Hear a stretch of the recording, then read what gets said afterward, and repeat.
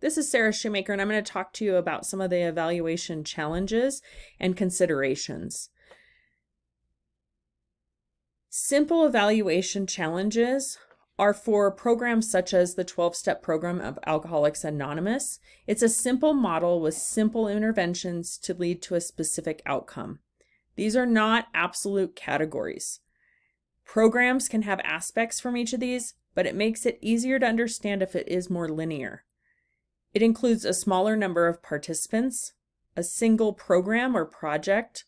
It's intended to improve the said program through the evaluation, and the evaluation identifies the program model and how it works. There can also be complicated evaluation challenges. This would be for an example such as sending a rocket to the moon. It has multiple stakeholders. The focus of the evaluation is on challenging policies and the impacts of the community. Evaluation is to determine how they are working collaboratively for the impact on several organizations.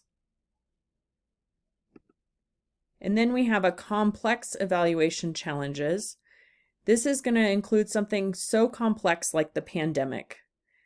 It includes a lot of high-level people who are in the trenches working hard. The evaluation focuses on innovation and transformation. It is intended for changing conditions to guide the adaptations that need to be made. The evaluation uses data that's coming in live, and it has to adapt as those needs come in. Some special contextual challenges that need to be considered are for situations where it's a highly controversial issue.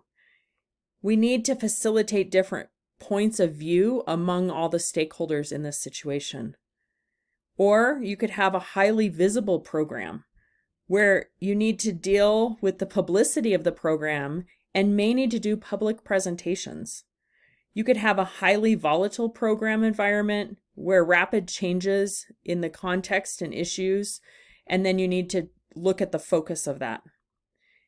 You could have the cross-cultural or international program where you have different perspectives and you need to be aware of the biases that may come into this. You could have a team effort where you're just managing a lot of people. Or you could have a program with an evaluation that's been attacked and you need to preserve credibility and make sure that you are staying calm. And then you could have a corrupt program where you're upholding the standards and resolving ethical issues. In summary, context matters. It is important to keep it in the forefront of your mind. As Patton said, the utilization-focused approach to managing situational challenges is to stay focused on use.